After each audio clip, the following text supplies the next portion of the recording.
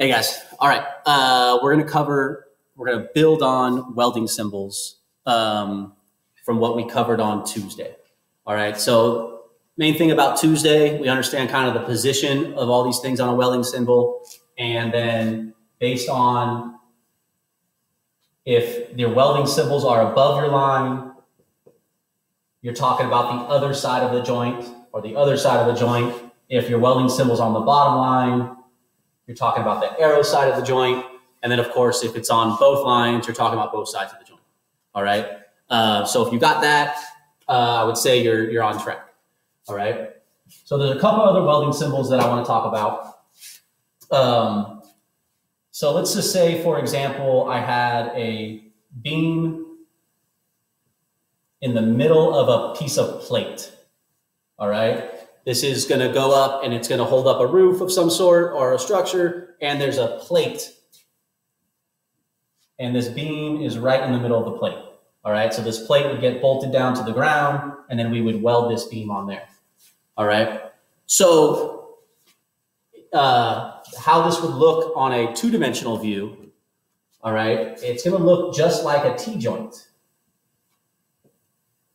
All right. But I have this image here just to let you know it's in the middle of a plate. It's not a T-joint necessarily. I don't have the examples anymore, but it's not a T-joint, but it looks, the two-dimensional view looks the same as a T-joint. All right. If you saw a symbol like this, all right, so let's just say I want to do a fillet weld, and I want to do a 3/8 inch fillet weld. All right. Looking at this symbol, you say, okay, I got to weld this side right here. That's arrow side. I'm going to weld right there. All right. But this is the middle of a plate. If you put a little circle right there on the hinge, all right, where your reference line transitions into an arrow line, that tells the welder you're going to weld all the way around. All right. And then you'd weld the back side and the other side. So if you see this circle right here, just know you're welding around the entire thing. You see this a lot with pipe, and you see this a lot with post and pedestal type stuff. All right. Kind of makes it simple. The other supplementary symbol that I want to show you guys is this one right here.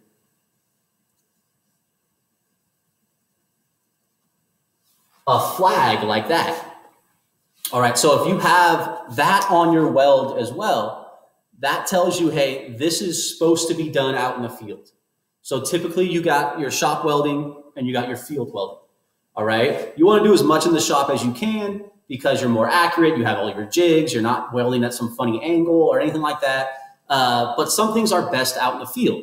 If this post right here this is 10 inches wide and 20 feet tall, that's tough to weld in a shop. All right. It's actually easier to hook it up to a crane or a forklift or some sort of machine that can hold that metal and actually hold it over the top of this plate, and then just come in here and weld your bead on there out in the field. So it's easier to do out in the field in this specification. So if you see a circle right here, that just simplifies your weld symbol. You're welding all the way around that thing.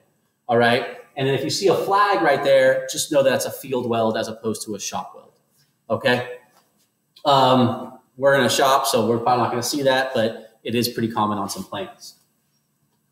All right, now for this video, I'm just going to show you the main welding symbols we're going to look at. All right. So we know this is a fillet weld. So if I have my reference line, that's a fillet weld. All right. And if I had my reference line, I have just two vertical lines. That's a square weld. All we're doing, we're just taking two pieces and we're just going to run right down the edge and weld those things together. We could still have the size. You can still have maybe a depth of penetration if you want to get it really deep into the material. You may still have stuff, but that's just a standard run a bead. You got your weld. We've seen this one as well, a V groove. All right. In here, you will have more information like the angle of the weld, maybe the root pass or anything like that. But that's going to look well, it's going to look very much like the bevel weld. All right. A bevel weld is just a V groove is just two bevel welds. All right. So the difference of these two, if these are my two pieces, getting welded together. A V groove, I'm gonna cut out both sides, and then I'm gonna weld that all back up. And a bevel, I'm gonna do one side, and I'm gonna weld that all back up.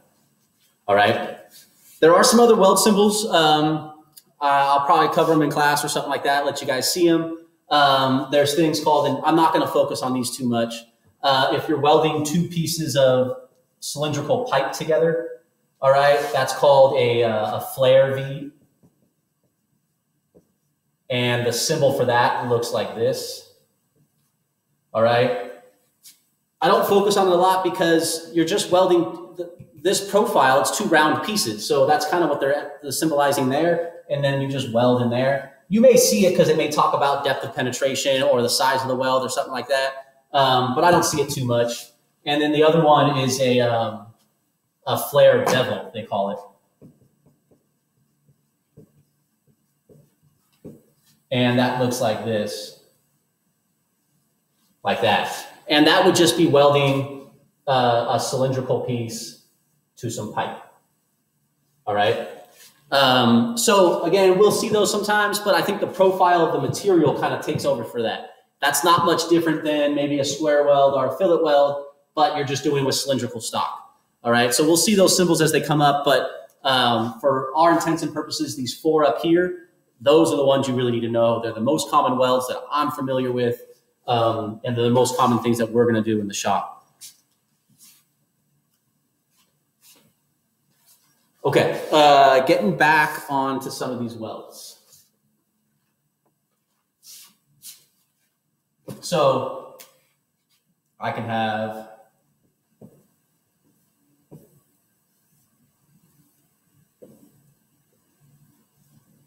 all right, so I have a bevel weld, okay?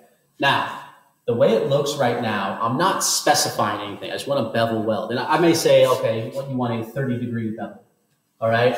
But it doesn't matter in this symbol whether I bevel this side or this side. It's not specific.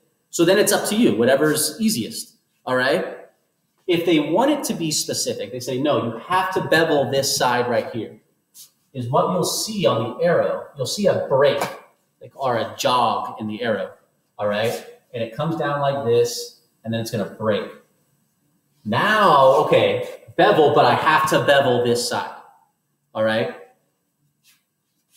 Or if you see it like this, let's see. It's gonna come down, it's gonna break, and then break again, all right? So it's really specific what side it's pointing at. And if you see a break in the arrow like that on a bevel weld, which piece you bevel does matter. All right.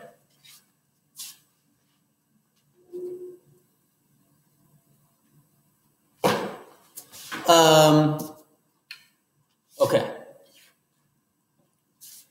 I'll cover that stuff at a later date. All right, I'm just going to show one big weld symbol. And I want to break it down on how this whole thing looks. All right, because this is actually more common than you think, more common than you may realize. So I got a big piece of steel, and I got a big piece of steel going off perpendicular to this. All right, let's say, for example, these are very structural. They're going to hold a lot of stuff. We're talking, that's 8 inches right there or something. It's a big piece of metal. All right. And so because it's so big, let's say it's very important to the structural integrity of this building that we're putting together. So because of that, you're going to have multiple processes to weld that together to make sure that it's done correctly because it's so important to the safety of our structure. And so you'll see these big, long weld symbols.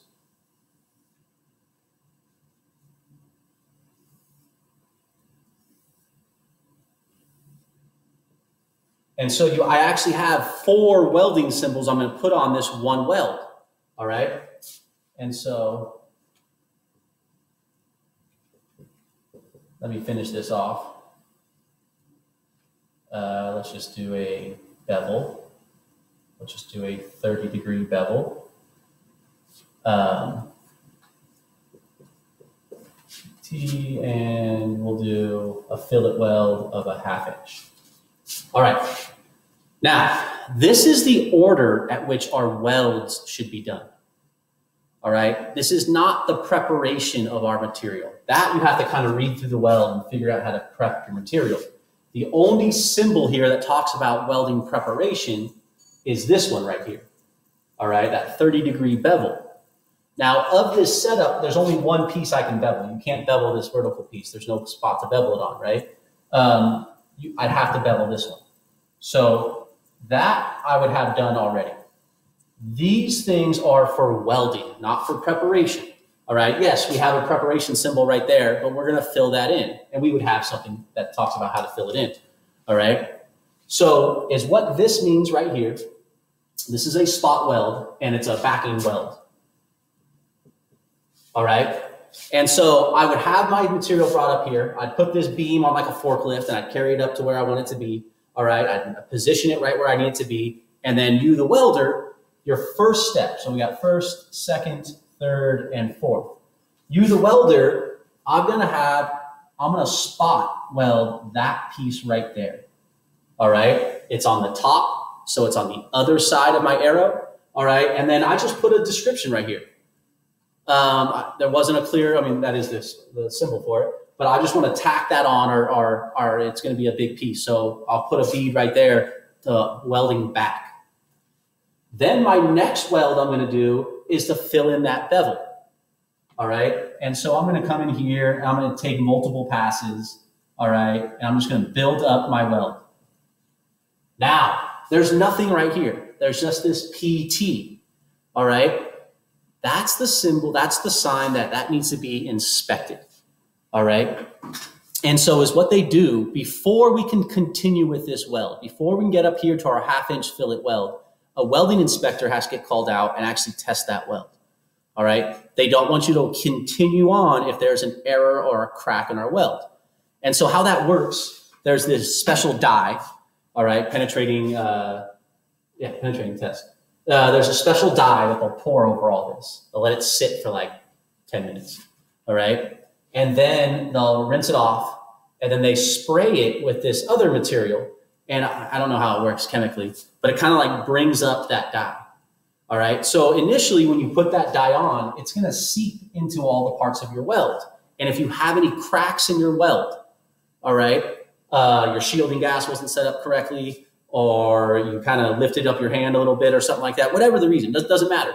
All right, if you have cracks in your weld, and this is a very important weld, this is important because you're just getting tested right after that. All right, so they'll come over, that dye will seep into those cracks. And then when you rinse it off, it rinses off the surface, but doesn't rinse off down in the crack. And then you spray this other material on top of it, and it kind of like draws out that dye. And then you could see all the cracks. And so an inspector will come over and he'll do that. It takes like 5-10 minutes or something like that. They'll go ahead and they'll test it. They'll rinse it off. They'll spray the stuff. And if there's, very few or zero cracks, hey, you get signed off on, you're good to go. If there are a lot of cracks or it's not up to the standard that welding inspector has told you to do it, you'll actually have to grind that out and then redo that weld. All right. So once you get signed off on this, though, you passed inspection, your weld got approved, you'll go ahead and do this last one, and which is actually a 1/2-inch fillet weld where you're going to cover all that stuff up anyway. So you had to get it inspected at that stage because if you already put the 1/2-inch weld, you can't inspect a weld inside of a weld. All right. So just to kind of recap, guys, if you see a little circle at the corner, a little circle up here, something like that, that would be weld all the way around. If you see a flag in your weld, that's letting you know it's a field weld, not to be done in the shop or anything like that. So if you are in the shop, you can ignore that step. All right. We talked about the different welding symbols, but really we're going to look at the fillet weld. We're going to look at square weld, V groove, and a bevel groove. Those are the most common welds. So those are the ones we're going to focus on the most. Those are the most common in my experience, at least. And then I just want to point this out. This is actually really nice because it gives you all the steps. If you're not just having one welding operation, you're doing something very structural, all right? There are multiple steps to do before that. And so this kind of helps you go and make sure that it's built to the standard that it is in the drawings, in the layouts, in the blueprints, all right? So again, you're always working from the arrow, then away from the arrow. So even if it's down here, you would work from the closest to the arrow and work away. And these are the welding steps. So you're going to do this weld first, second. There's not a weld here, but you would do this one third and then fourth. Okay. Hope that worked for you guys. If you guys have any questions or anything, please let me know.